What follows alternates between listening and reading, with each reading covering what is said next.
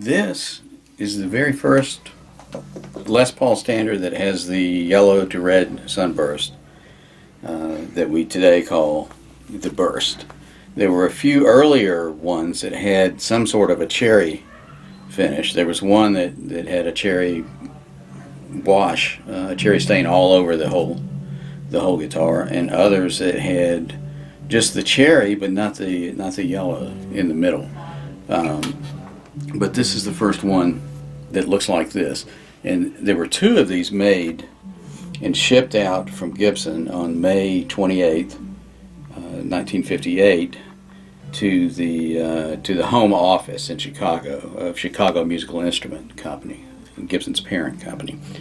And this one was obviously pulled off the production line and it was intended to be a gold top because not only does it not have a center seam, it has a 3-piece top.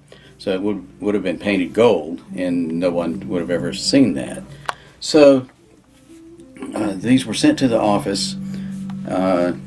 Gibson continued to make gold tops, and finally later on decided to go on and make the sunburst finish. So this guitar was sent out with a salesman named Andy Nelson to show dealers. And he had it with him on a trip to Memphis, and a 14-year-old kid in Memphis was in the OK Houck music store that day to buy a new guitar. His father had driven him in, and he saw this and saw Andy Nelson showing this guitar, and decided this is the one he wanted. So Nelson got permission to sell it, and so he bought it, took it home not knowing that it was the first, just that he liked the color. So he played it for a few years and then put it under his bed. His stepchildren played it, would take it out and play it, or probably left it out in the yard from time to time.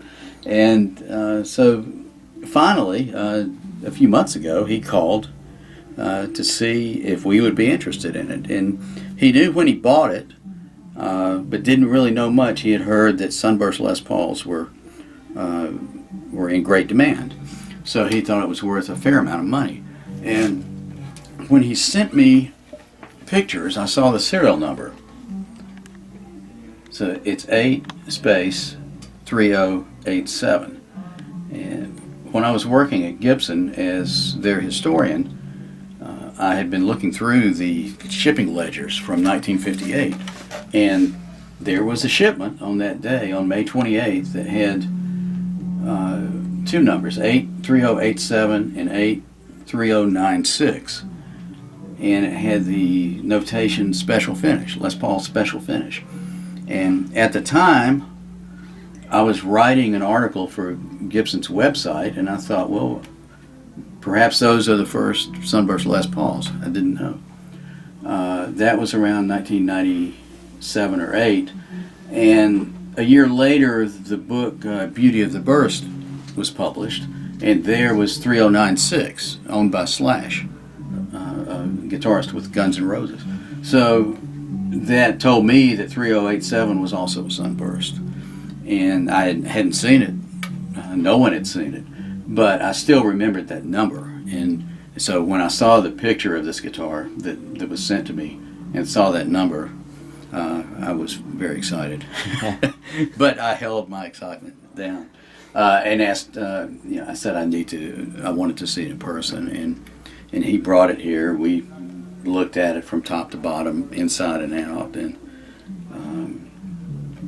it's all there. This is that other one from that shipment. That's the story.